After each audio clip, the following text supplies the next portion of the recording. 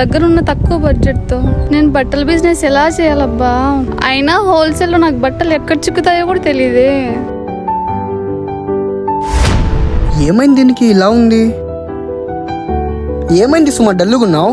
ఏం లేదు ఫర్దీన్, బట్టల బిజినెస్ పెడదాం అనుకుంటున్నా, కానీ తక్కువ బడ్జెట్ తో హోల్సేల్ లో బట్టలు ఎక్కడ చిక్కుతాయో కూడా తెలియట్లేదు. అయ్యో ఇంతేనా? దీనికి మన ఇషిత హౌస్ ఫ్యాక్టరీ ఉంది కదా.